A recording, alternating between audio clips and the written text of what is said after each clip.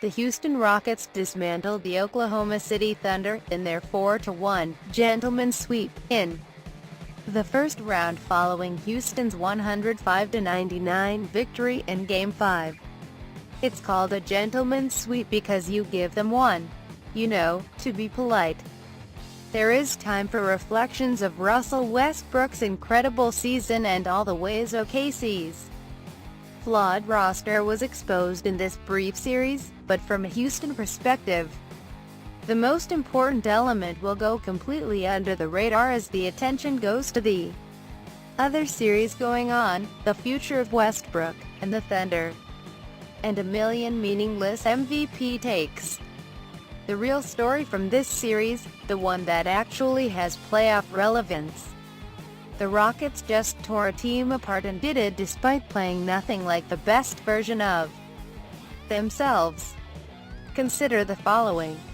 James Harden shot 41% from the field, 24% from three-point range, and held a negative plus-minus when he shared the court with Russell Westbrook.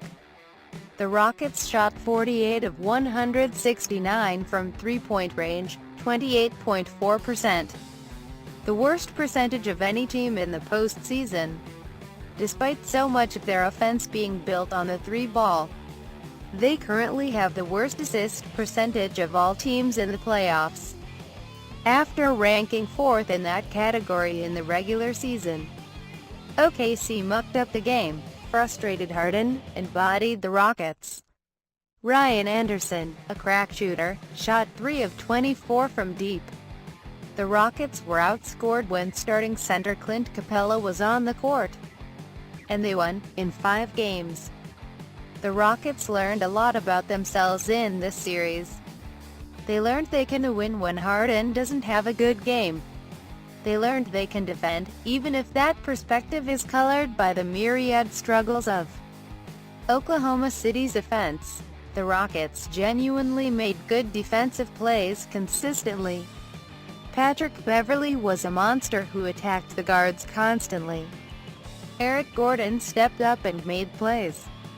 Nene was brilliant and dominant inside, shooting 84.8% from the field. The series was supposed to be about the 2 MVP candidates, but in the end, the wide gap between the supporting casts told the tale. Houston knows it can play better, James Harden said as much after Game 5.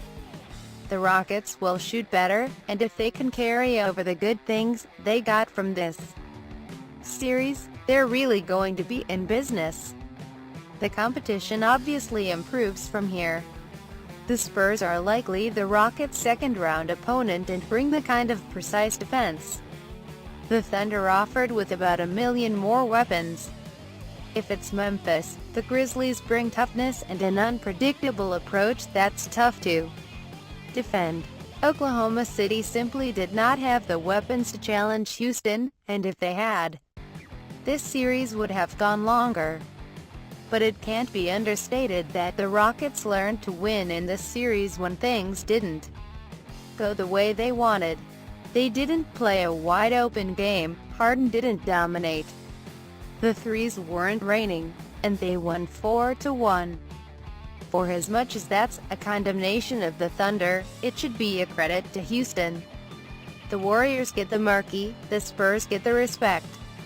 But the Rockets continued their amazing 2016-17 season Tuesday, advancing to the second round over a tough team before the Spurs could wrap up their squad versus the 7 seed, and if the Rockets can take what they've built in the playoffs and add the best parts of their team, this won't be the last time they impress the NBA world with a better-than-expected performance.